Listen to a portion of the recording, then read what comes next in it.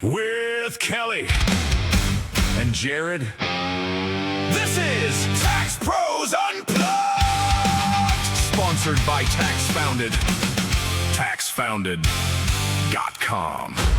Welcome back, everybody. It's super exciting. Some of us feel like we're mentally jet lagged, but we're here. My name is Jared Foose. I'm super excited to be here.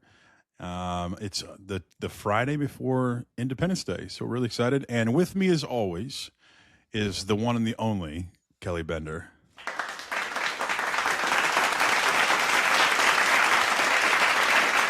I got to cut those people off. They get out of control. But Kelly, how you feeling today? Great. Now, Jared is finding new toys to play with on the podcast recording app. This is great. It's like we have our very own producer here. Yeah, I'm just pushing buttons. Honestly, I didn't know where that was going to go. But fan favorite, that's me. yeah. So, well, we're gonna. I don't know if I would ever have to give out the caveat that we might go off the rails, because that's kind of an expectation at this point. Yeah. But we have an idea of what we want to talk about today, but we have honestly no idea where it's going to go. And our theme of today, or our title today, is the evolution of a tax pro. So I want to start off this morning, Kelly. I want to ask you, what does that mean to you when I say the evolution of a tax pro? I don't know, Jared. I don't even know what direction. This is really off the rails because there was like not really any good outline this morning. So okay, let me ask this better then. Jared's driving, and so I'm here for the ride, and I'm gonna opine on whatever it is you ask me. No.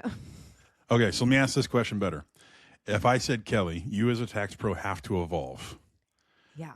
What does that mean to you? What would you think my expectation of you was if I told you had to evolve? Well, I mean, I think I know what you're getting at here, and I agree. Yeah, I mean, everybody has to evolve in all industries, but ours is evolving fast, and we've been both kind of talking about that for several years now, and I've been more outspoken than you, I think, on the fact that I think the basic tax prep function of tax professionals is going to be gone. I got a lot of, I think last year I said, I think it's gone in 5 years, and everybody was like, you're crazy. And then, like Claude Code is out, and I can basically take a number of documents and have a tax return. And they're like, oh, you're not that crazy. So, yeah, I think it's the industry is evolving. It must evolve. And so from a tax professionals, our industry, some of the more entry functions of what we do is not going to have to be done. It's going to be, just kind of computerized. What we're going to have to do is, though, figure out this. We still have this lovely 80,000, is it 80,000 page tax code? Yeah, it's we're supposed to, keep track of. So I think that what I see inside the industry is that the average tax professional today has to stay on top of being more educated, understanding how all the parts move, and looking for things outside of the function of just inputting numbers off of pages. They really have to understand and add value in other ways. And so there's a whole host of things that they could add, but they're going to have to add value somewhere. Yeah, I think that this is like you and I talked about this, and I agree. You have been way more outspoken. And some people who have heard you say this is probably thinking, man, Kelly's cold. She's a CWG. She's a cold white girl. Basically, like when she says this stuff, I'm like, I'm going to lose Not where I thought that was going, but thank you. Basically, you've been probably colder about this. Like, if you're only doing 1040s and you're just doing 1040 prep, you're probably a dead profession. Yeah, and I don't disagree with that. But I think that our area that we probably need to focus in on is less emphasis on those, but trying to deliver something that's a little bit different than we currently are, but still offering that, because there's still some value to that. It's just, I guess what I want to point out is probably when we say dead, if you're doing 500 individual 1040s per year, I want your brain to go to, how do I survive when I'm doing 100? Because that might be the reality. So I think I wanted to focus more on still keeping that as a passion if you enjoy doing that, but how do we supplement ourselves? How do we grow from that? How do we change what we do from a revenue standpoint? Now, some of you are like, well, shoot, I'll just charge 4 times what I'm charging now. Well, that's not realistic either for most part, for some firms. I mean, it might be if you're charging $75 a return, though. That is true. 'Cause You know- we still got some of those out there.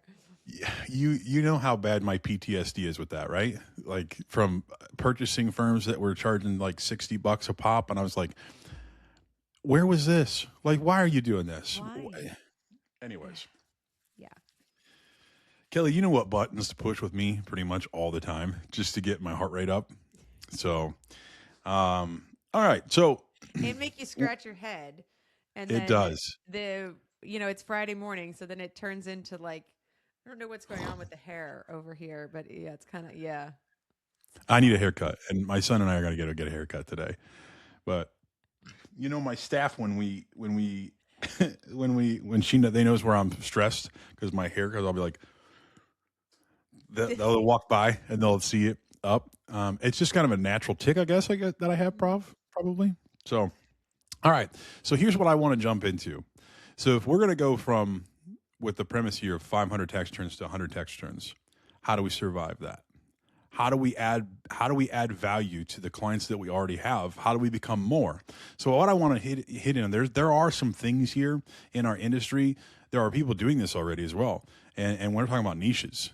So Kelly, I want to ask you, what types of niches should we potentially focus in on and zero in on that would add longevity to us as tax pros? What do you think?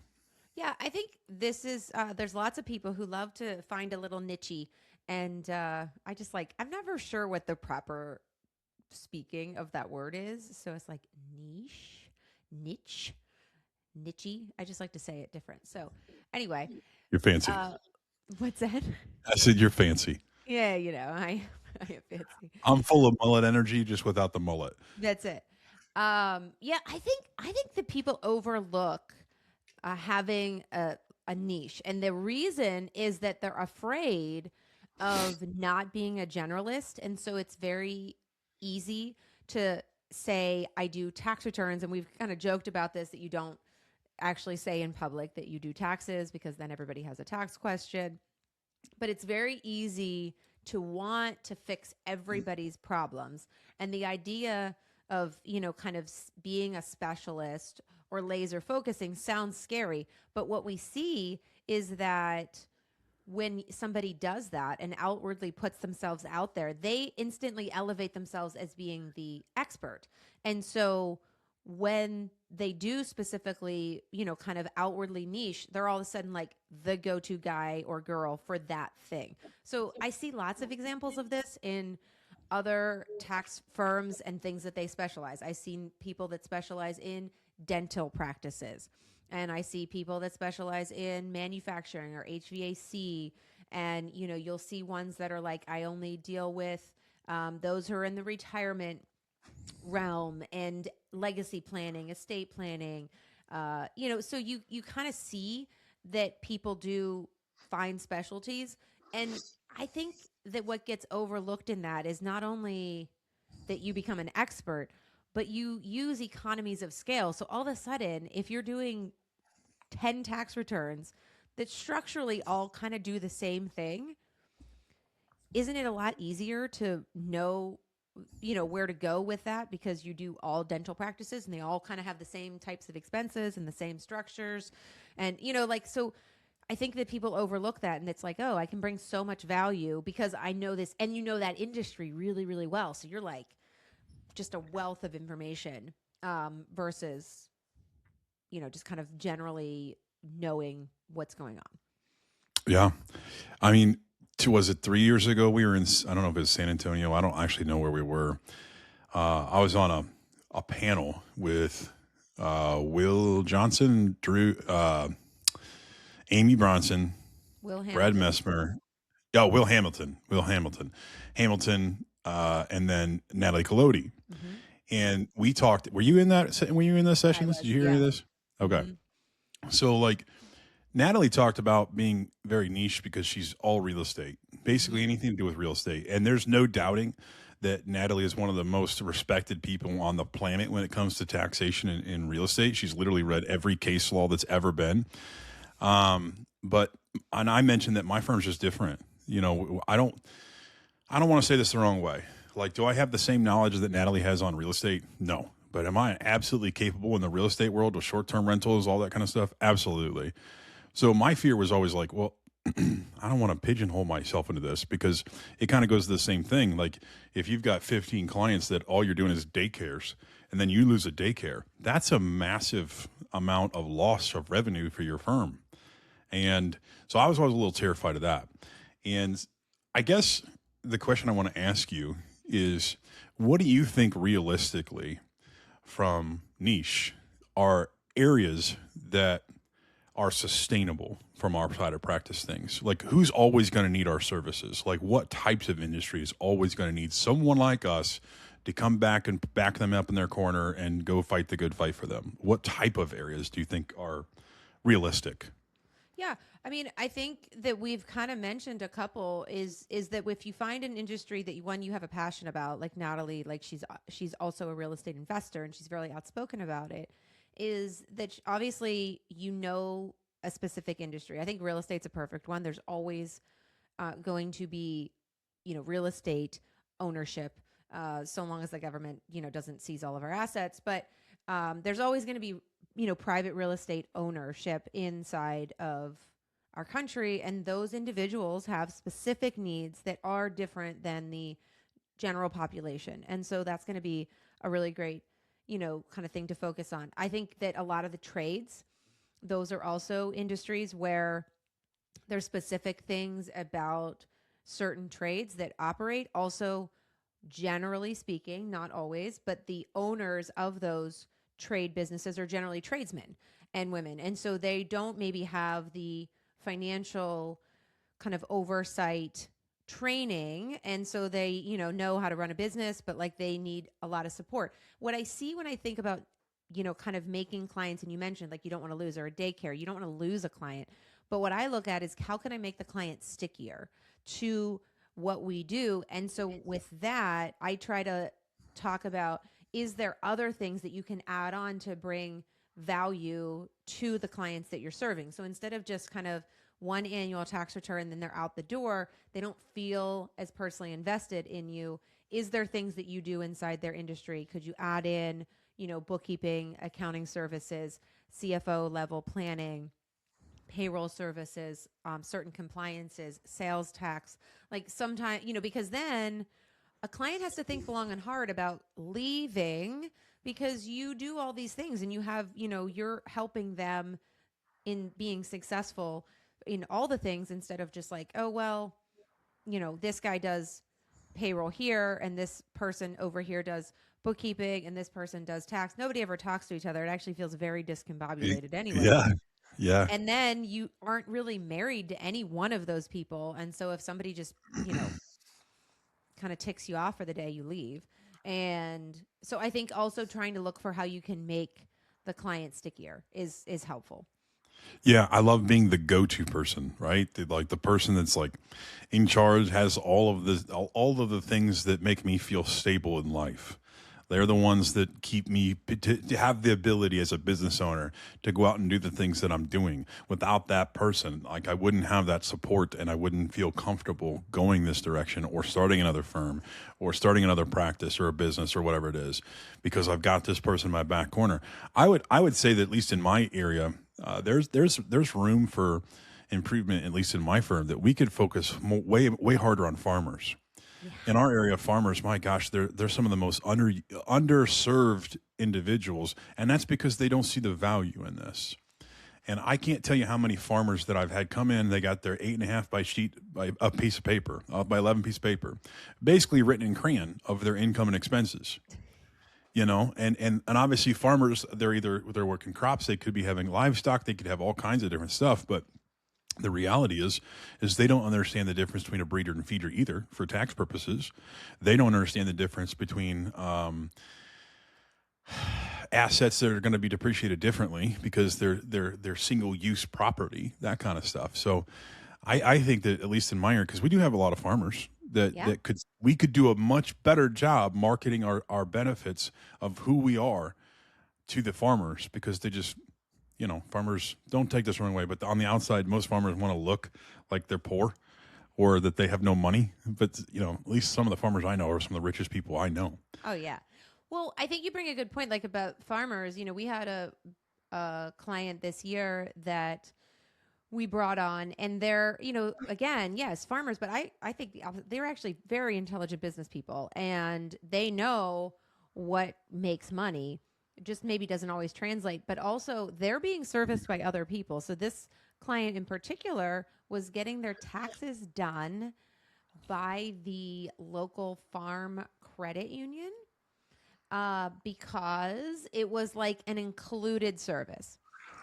However, as they have expanded, they went from, kind of a shared farm model to they own several pieces of real estate in different legal entities. They started asking questions. They weren't getting good.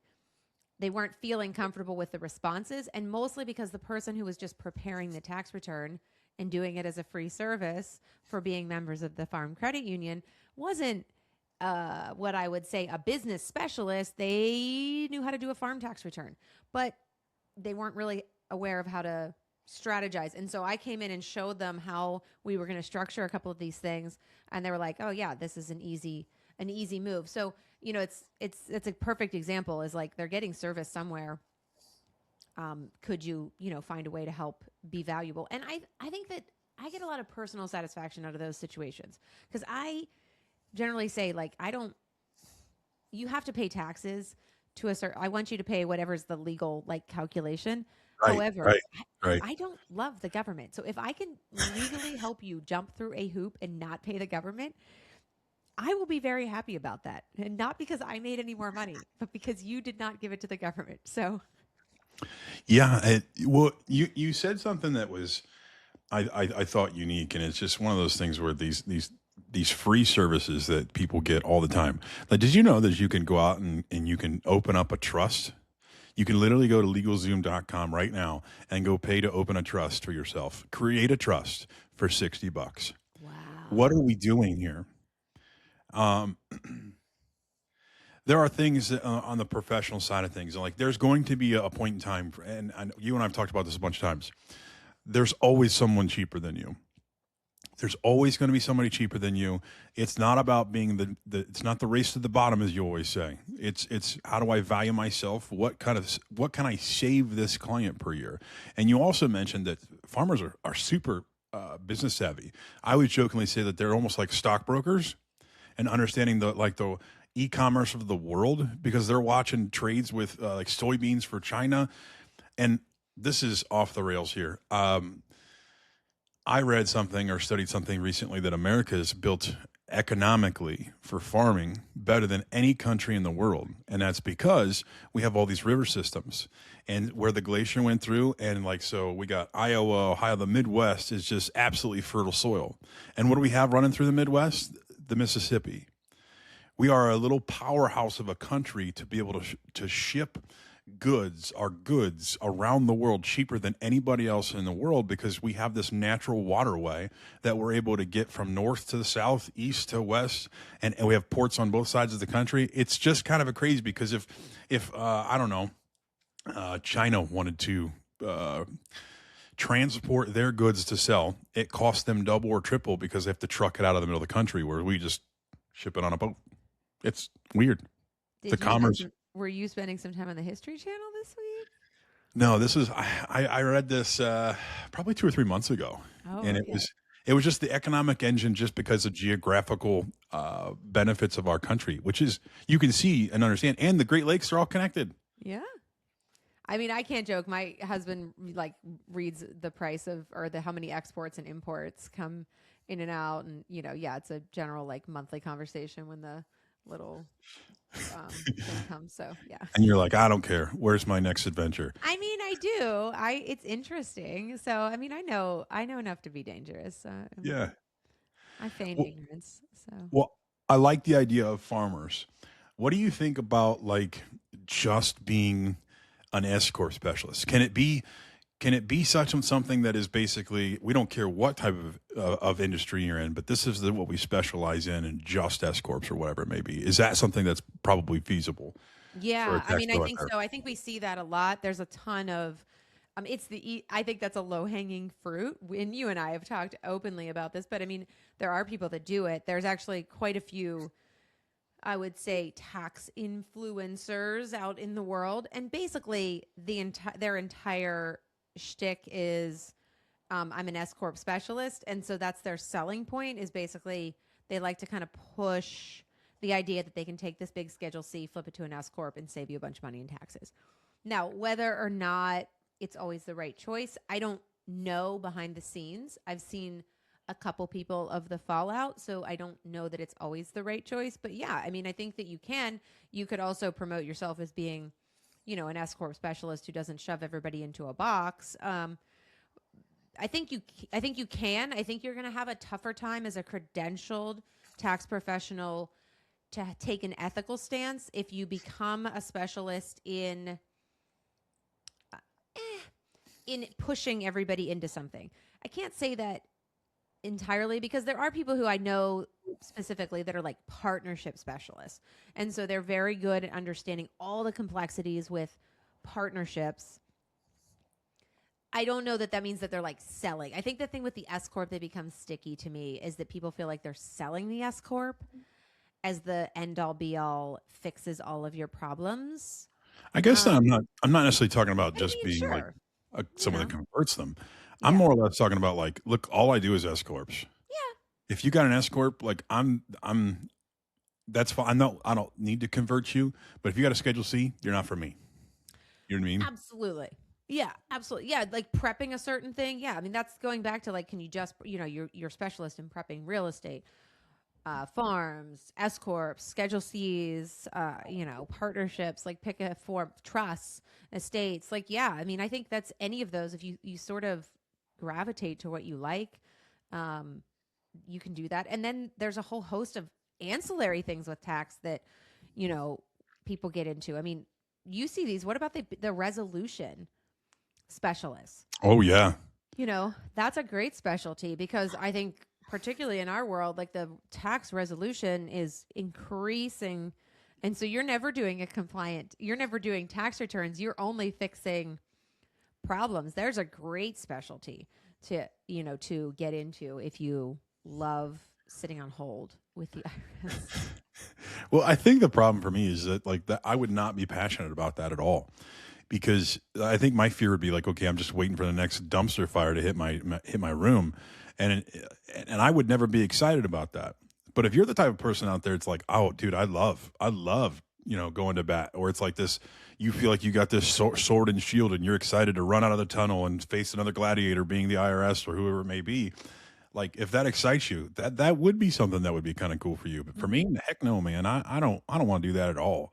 Like we do it, but it's not something I want to do. It's definitely not something I'm passionate about. I don't know Amy well enough. I don't know if I've ever asked this, but I wonder if that's something that she's passionate about, or because she's clearly built a practice around it.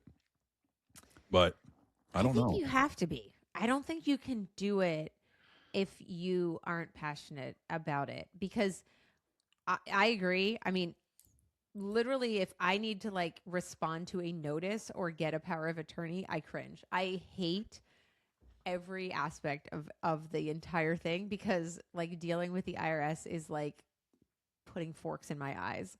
It just makes me go insane. I hate it. I think that there's some people though that yeah, they enjoy the puzzle of untangling the dumpster fire and making it, bringing a lot of peace and resolution to people, which again is a huge comfort. I mean, because some people have some really messed up issues, and you can be really, really helpful. So Yeah, I don't disagree. Like you think about the Eric Greens of the world. He's made basically his whole life around that. So I don't have a problem with it. It's just like I said, that's definitely going to be. You talk about niche, man. You've got to have a passion for that, and I mhm. think that's probably the trick of all this, isn't it? is what do I enjoy inside of this industry, and how can I make sure that my revenue stream, my livelihood, is protected by what I'm passionate about. And maybe you're passionate about nonprofits. Well, that sucks because nonprofits are like the worst ones to work with because most nonprofits want you to be a nonprofit too and basically not charge you anything. Am I wrong? So I would push back on that. I have a colleague of mine from college, and he is like a nonprofit specialist, and he's like really gotten into the nonprofit world. He There are really large nonprofits, and so they have monies to spend on compliance, and it's a ton of specific stuff that goes along with it. So he does a lot of consulting in that world. So yeah. That's cool. hmm That's just I not think my. we see some of these like baby nonprofits that come that are like, you know, they're super tiny, but there's some like really large, nonprofit.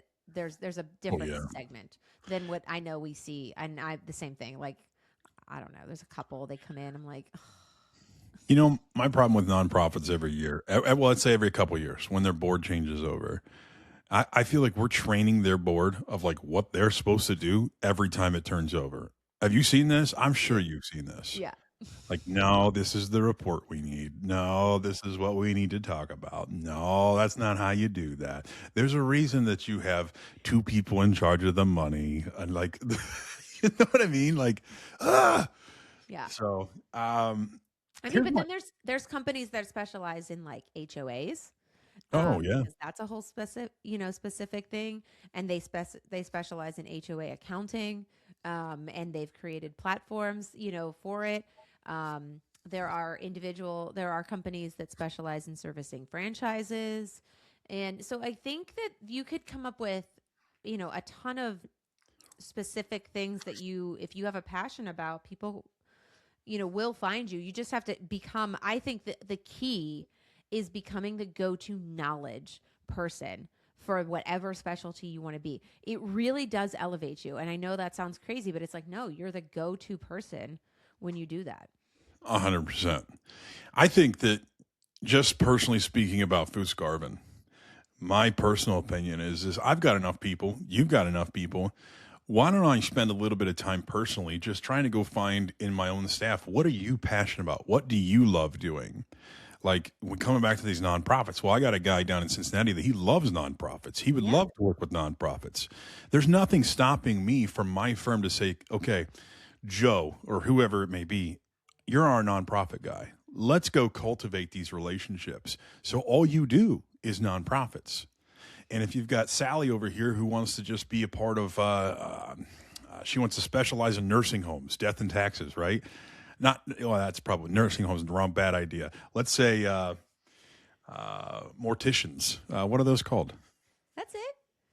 Morticians, yeah, but Undertakers, yeah. But what's their funeral homes. yeah, funeral homes. That's their brick and mortar funeral homes. You want to specialize in funeral homes, like. I'm good with all of that, but I think that that's how some of firms, like larger firms, are going to have to survive because I do believe, and we've mentioned it, we've already seen it in some of these bigger firms, some of these junior associates and things like that are data entry people. They're gone.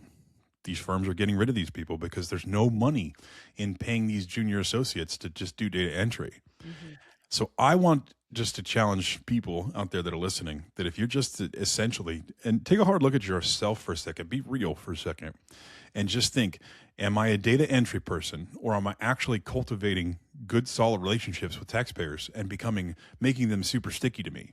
Because if you're a data entry person, I don't know what your revenue stream looks like in five years. Yeah. So let's switch gears a little bit. Now I want to zero in more on ancillary pairings that we've joked about this in the past. Our world borders a lot of different worlds, from the legal world, from the financial world, from all these different things.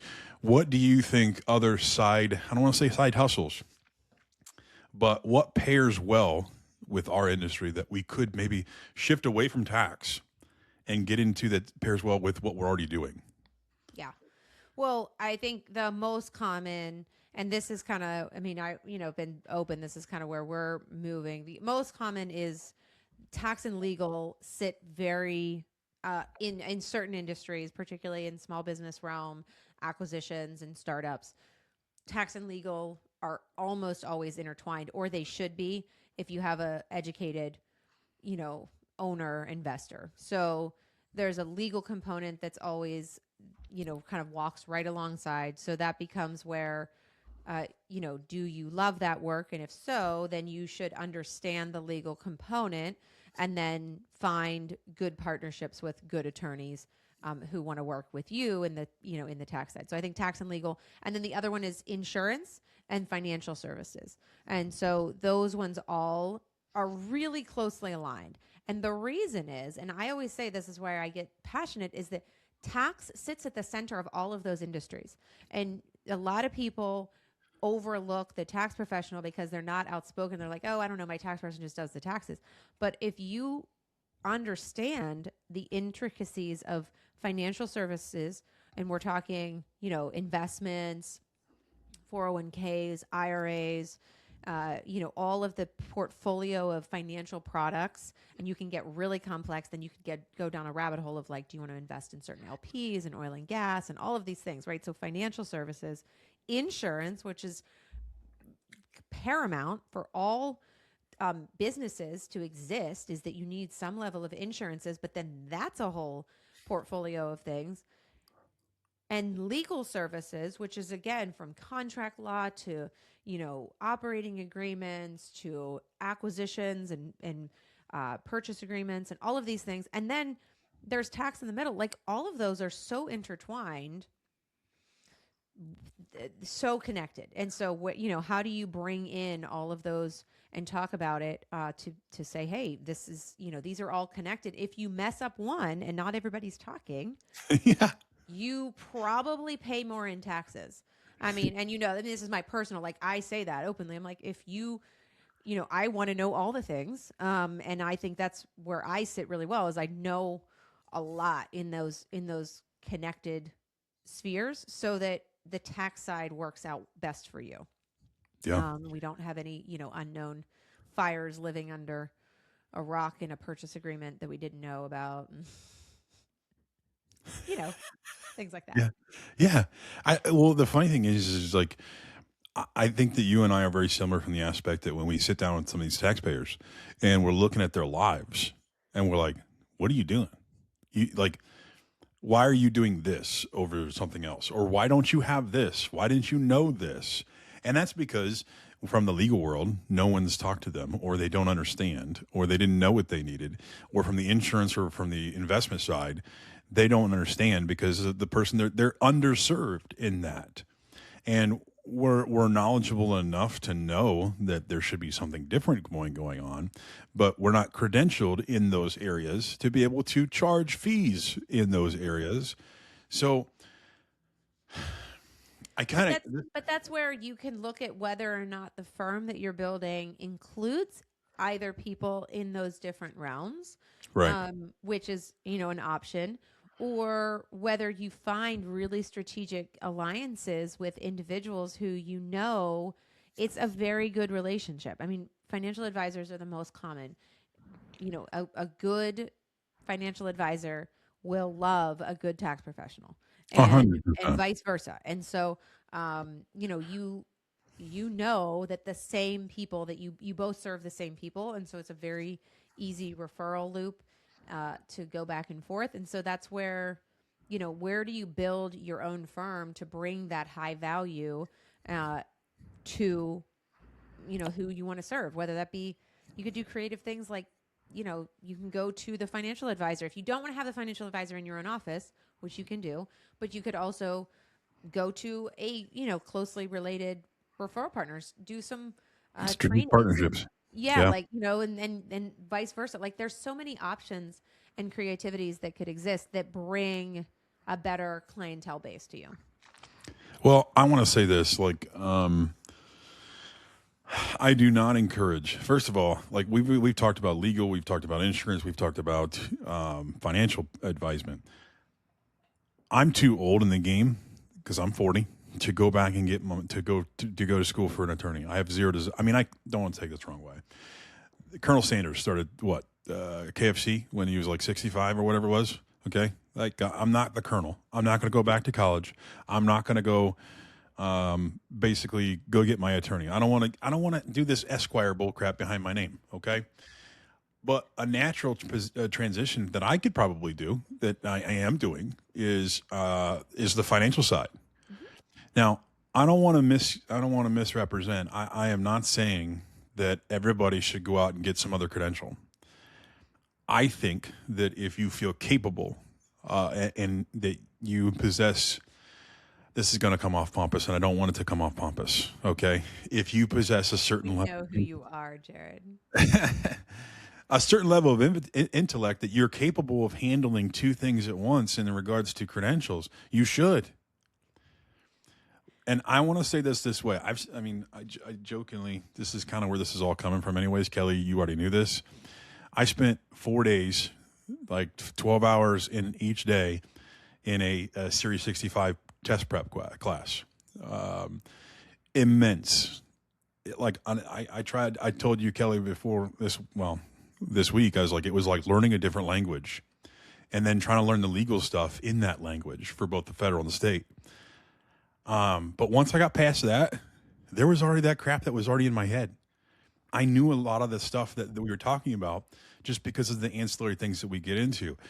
This is my personal push. If you're out there, you're concerned about your cash flow in the future in regards to the 1040s, this is a natural place. The financial world is a natural place for tax pros to get into. Mm-hmm. And I think it's an easier transition to get into the financial world. And here's what I'm also going to say. The revenue on the financial side, ridiculous. I jokingly say I got into the wrong industry 20 years ago. Well, you are tapping on what is. I'm proud of you for coming to the party, but this has been the case. Yes, so there is a lot of money in the financial services world, but I think there also, just as a caution, is that industry is changing as well. And so you have to be aware of not just saying, obviously because when you just compound money, you take fees based on people's money and managing and all that. But that industry is changing too because of technology and automation. And so a lot of the individuals that might be, kind of paying a service to a financial advisor, and I use that term loosely because there's a whole host of those, just like there's a whole host of tax professionals. Some of them aren't going to, because they're not bringing value in what they're doing. So at the end of the day, no matter what industry, you're in, you have to be continually trying to improve yourself and bringing value in what you do. I don't care whether that's in the tax world, in the financial world, the insurance world, because a lot of these things, as information continues to get out there, some people will they'll start, honestly, they'll fact check you, which is totally fine. But also there's going to be tools that will automate some of this. And if you're not a present body or presence in their life, they will automate away from you. 100%. And here's another thing that I found surprising. Some of the people that were in these sessions this week were super cranky because they're changing the laws. Like, if you didn't pass your CFP prior to this or take the Series 65, you're going to have to remove financial advisor off your business card. Yeah. Which I'm going to probably upset a lot of financial advisors that have been calling themselves financial advisors when I get this test passed. They're like, wait a minute, Jared, has thought about this for like 6 seconds, and he's got this credential that I had, but now I've lost. Yeah. No, it is. We say that. I mean, there's a lot of people that are like, oh, I'm a financial advisor. And I think there are certain credentials that are certainly higher. And you mentioned, the CFP is the epitome. It's like there are people who just, I don't know what they're doing. And I'm sorry. I call you out because I call you out when I talk to you, or you actually just almost never talk to me. That's usually the telltale sign, is somebody who does not want to talk to me, because I'm like, what the freak are you doing to this client? And yeah, Well, you know where this came from. This whole Series 65 thing for me is 100% spite. And I'm so angry. And this seems petty, but here's the thing. It comes from a root of my client who I handed you these people and you have mismanaged them. Maybe Yeah. not mismanage is probably the wrong word, but you're putting these people in positions that are contrary to their goals. Like, I'm not going to say who it was or what financial advisor it was, but you're like, you call them out. Not me. I don't feel comfortable doing that, and I will after I get the Series 65. I will. Like, that was stupid, because I don't feel like I have the legal clout or the name, the initials behind my name to say that was stupid.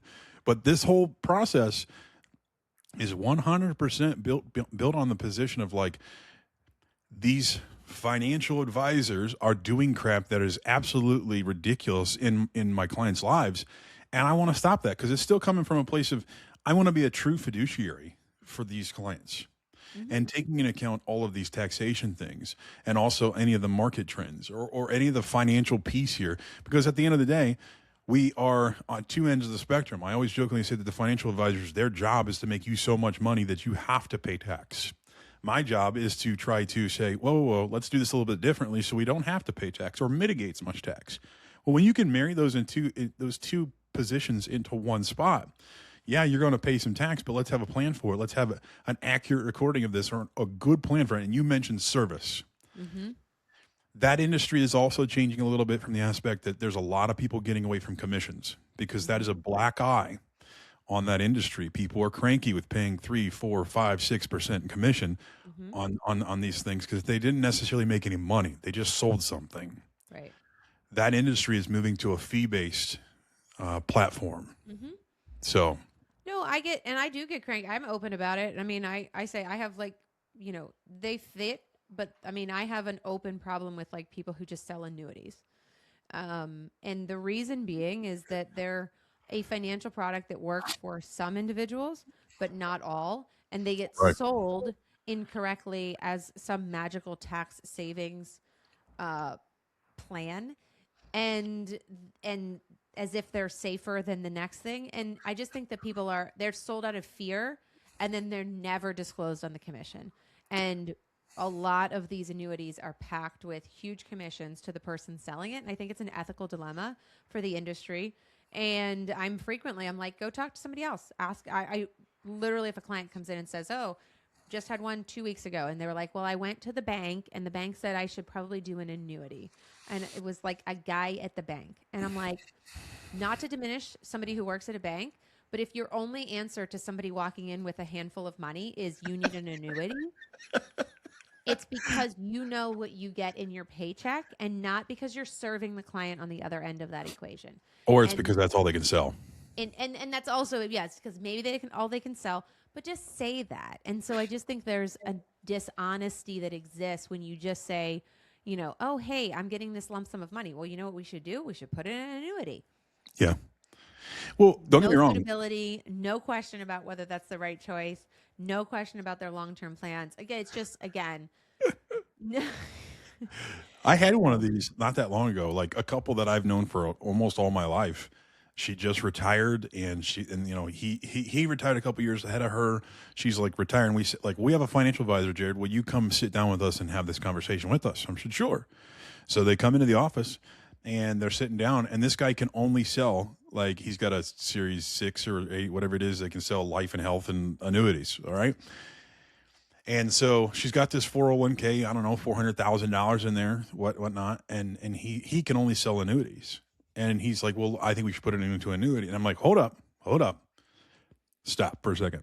Think about this. And I explained to them, I said, you won't be able to touch this for 10 years. Yeah. What he could sell was a 10-year holding period. So the annuity had that clock on it. You know what I'm talking about?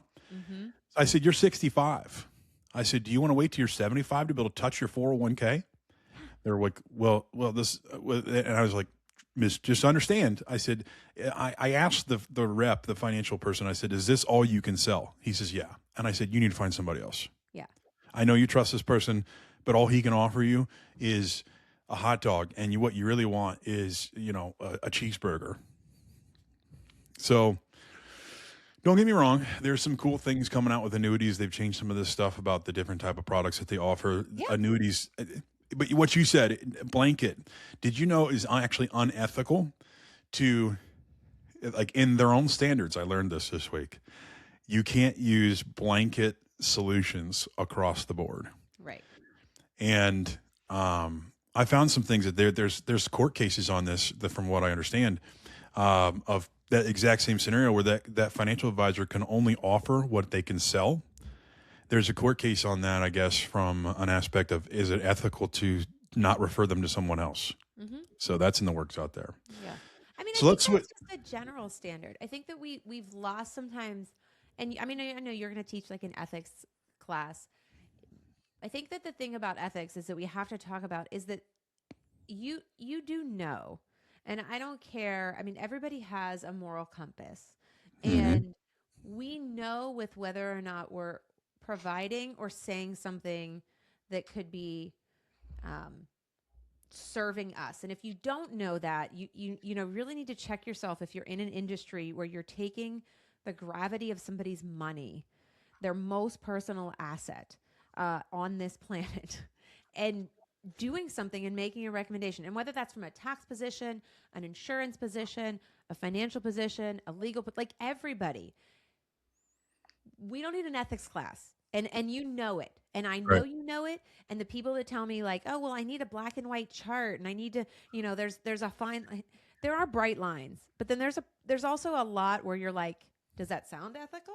Yeah. And then they're like, well, In my experience, though, that there, in the ethics world, there's just things that people don't know yeah, because it lives in the gray. sure. Like you can read the tax law, you can live life, and you can do all these things. But there are things that are nuanced in the gray area, and until you've gone through these scenarios, you don't even know you're being unethical. Like the ethical thought process is with tax pros is, and 95% of tax pros screw this up.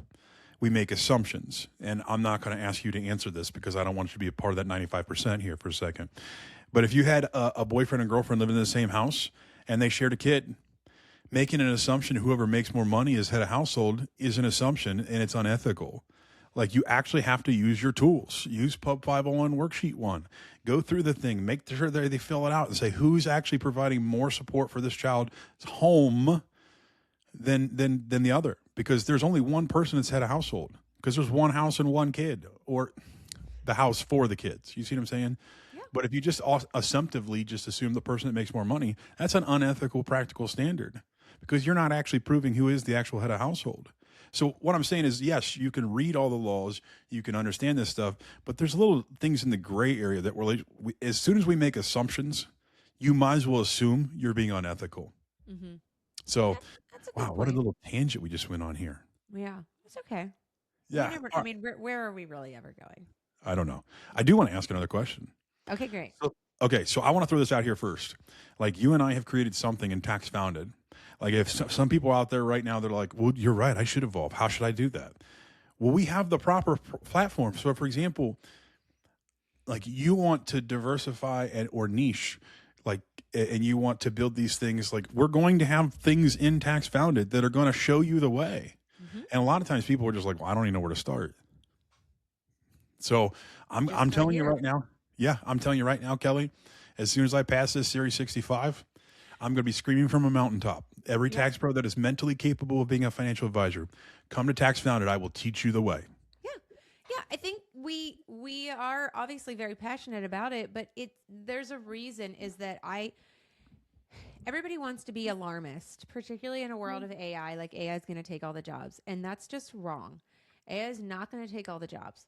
What it is going to displace jobs from people who do not want to grow, change, or evolve. Yep. And so there are a myriad of things that you can grow, change, and evolve to include.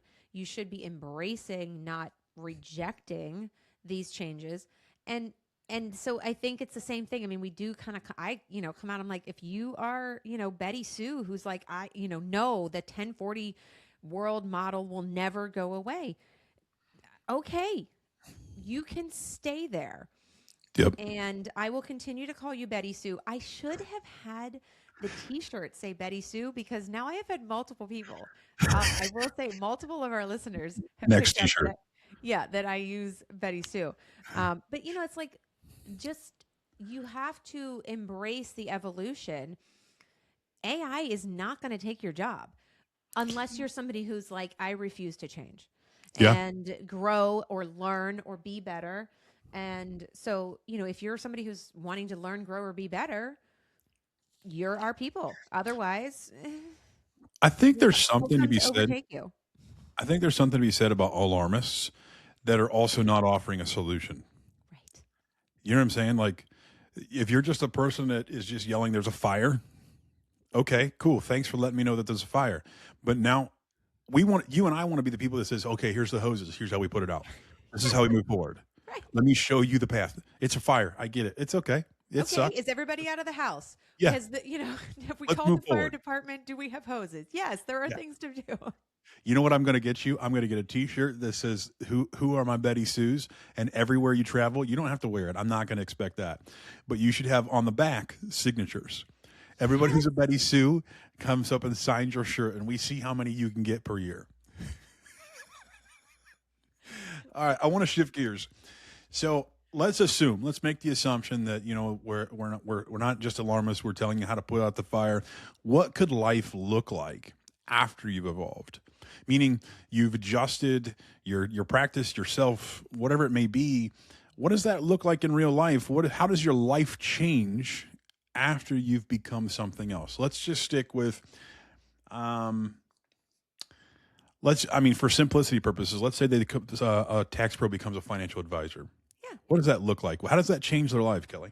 Well, I think with any of these things, if you add services and serve a better fit, there's a couple things that changes inside your world. One, truly, and I do think this is really important. I think if you enjoy what you do, your job is not a job. It's a passion. It's a lifestyle that you embrace because you enjoy truly doing what you do, whether that's solving people's problems, whether that's helping them make smart investments, whether that's keeping them functionally compliant and saving them tax money, whatever that is, you enjoy it. You get a lot of personal satisfaction, which actually makes you a happier person. But also, if you embrace the tools and technologies and the changes, you should also make more money. And money really just buys you freedom. Money buys you time and freedom. And you can say it doesn't, but there is a certain point in which it does. And so there's somebody who's out there struggling to make ends meet, and normally what their problem is, their concern is that, they don't have enough money, but they also don't have enough time. There is a certain point in which money does have some tangible effect on your time. And, money doesn't make you happy.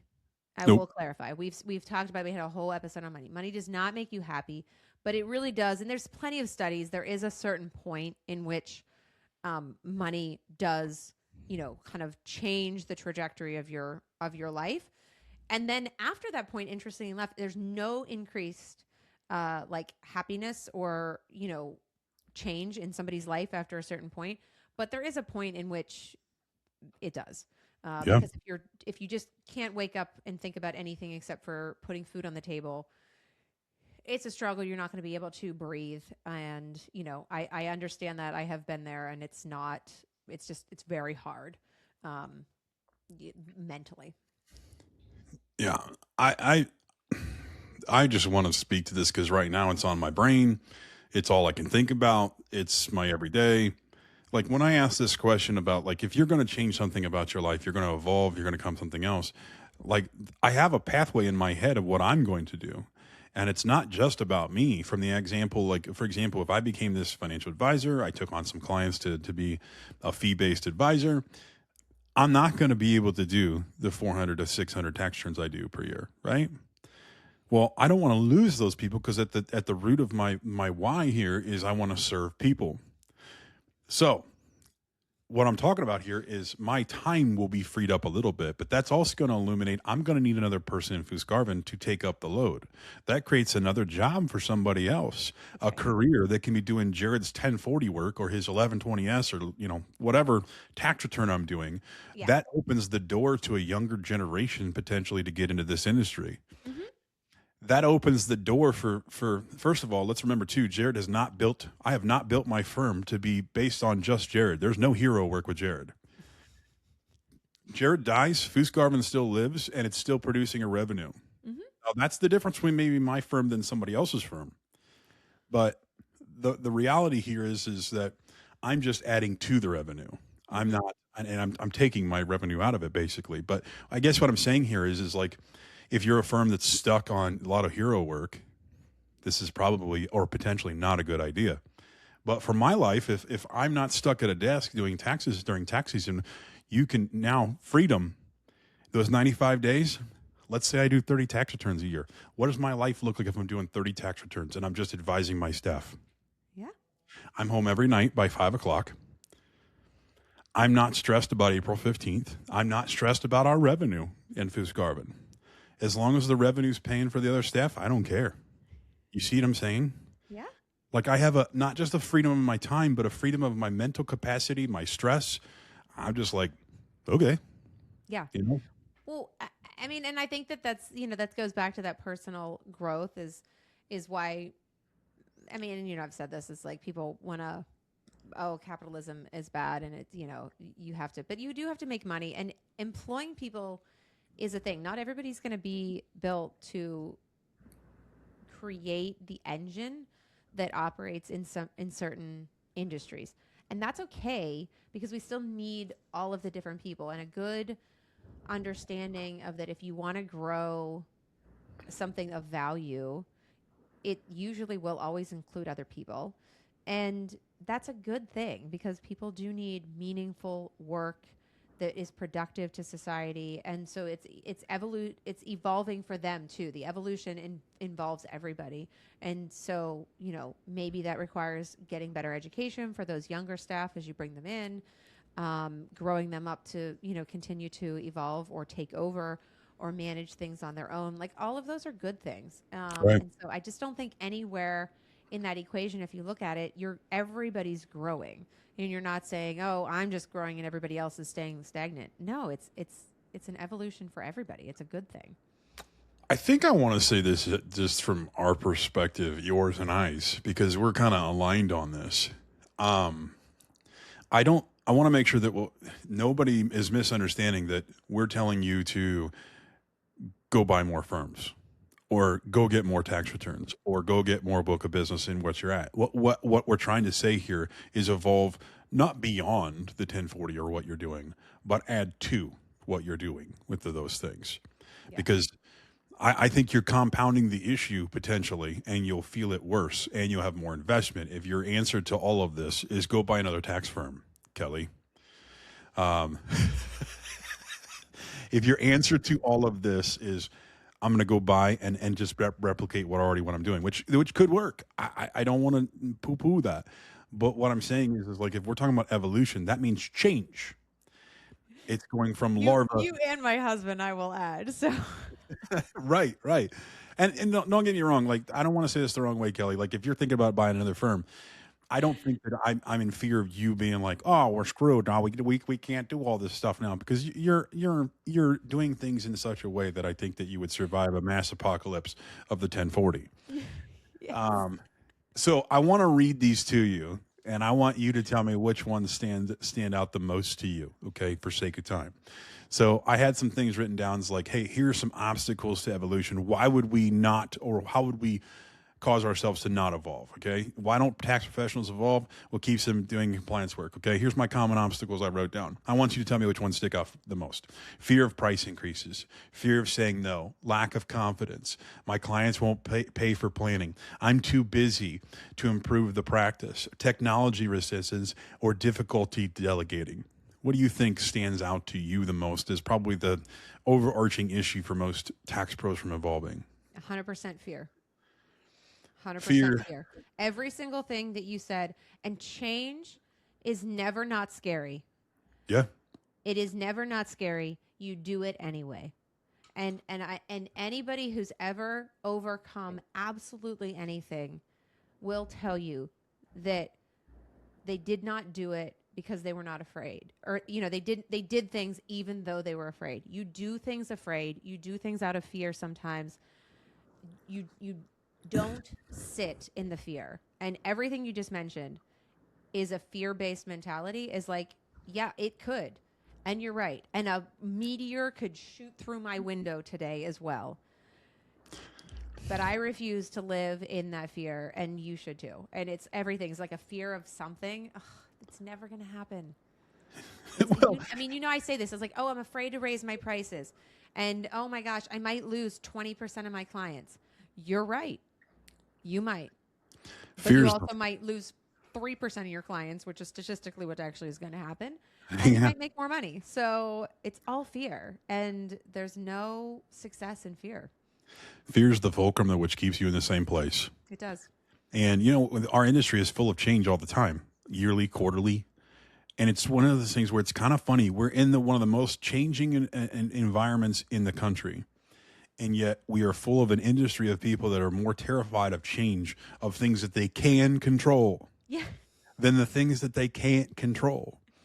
So someone wise once said to me, Jared, life is 90% how you react to the environment around you and 10% of what you can control. Mm-hmm. So tax pros out there, you're really good at adjusting to the things that you can't control within legislation and all this kind of stuff. But we're not even controlling the 10% that we can control. Yeah. So I don't disagree with that at all. And we're So just living in fear and staying stuck. yeah. So I guess anything. You know what? I have another Post-it on my wall. It's not here. It's at the office. It does go to the arrogant side, but it's like I always say. It says, you've changed, and then it says, I know. Why haven't you? People are so afraid of change, like it's bad. It's not bad. I want to bring some growth. vulnerability here, right? Like you and I have talked about, we've both at some point in time had a little bit of imposter syndrome. At some point, Mm-hmm. I guess what I'm trying to say here is, you and I probably are coming off of as cold of like, oh, it's really easy for you and Jared to say all this stuff about like I should evolve. Screw you. You guys have done this. You have the perspective. You and I have both have had the mental spaces of like, oh my gosh, this won't work. I'm going to lose everybody, or I'm not intelligent enough, or I can't charge that, or whatever it is. We have both had that. Now, we do have the perspective of like, we still said F it and let's do it. And it worked. You know what I'm saying? Mm-hmm. But what I'm saying here is it may sound like we're overly confident or we're full of ourselves. It's not that. Still in the back of both of our minds all the time is, am I enough? Am I smart enough? Am I good enough? Can I do this? But the difference is we're not going to be controlled by that fear piece of like, I'll do it. We'll figure it out. Like we've gone through enough stuff to know that I'm not going to fail at something that I've potentially set my mind to. And if I do fail, I learn from it and we fix it and move forward. Yeah. So I know that vulnerability sometimes is a hard thing to try to progress or portray. Not one of my podcast. strongest suits, that's for sure. Well, as soon as I say vulnerabilities, Kelly's like, well, what are you doing here, Jared? We're not going there. You're on that island by yourself. This is a safe place, Kelly. This is a safe place. Yes. So let's wrap this up. Kelly, you got anything to add to this? I know that we were like Bon Jovi living on a prayer here of what we're going to talk about. But Okay. No, I there we go. Got a music reference in for the day. No, I think look, if anything, change is good. It's not scary, or it is scary, but it's a good scare. And just, maybe sometimes embrace, look for where you can provide value and evolve. I think that's the place that we're in right now. The next 10 years could look really different for a lot of us. And I'd be lying if I said I knew what I'd be doing in 10 years. So, and none of you do. Like, that's the other part. None of us really do. Right. So, we didn't know 5 years ago that like half the stuff that exists would exist. Something new will happen. I do hope the cars drive themselves. That's what I hope in 10 years. I do not want to drive anymore. So I hope in 10 years that I don't have to drive myself anywhere. But, go get yourself one of those expensive Teslas and then add that extra feature on there. yeah, And start having you. that's probably what I want to have happen. I want it to drive me everywhere. But yeah, I hope that you maybe had a little kick in the pants if you're listening to us and you're afraid. Don't be afraid. Do it anyway. You stay in your larva, you'll never realize you have wings. Yeah. That's good. Ooh. Well, thanks for tuning in. As always, like, subscribe, follow, submit questions, comments, whatever. We'll see you next week. Unplug the day, but keep the spark. Tax talk with a little heart. Kelly and Jared closing strong. Tax Pros Unplugged. So long. Tax Pros Unplugged is proudly sponsored by TaxFounded. TaxFounded.com.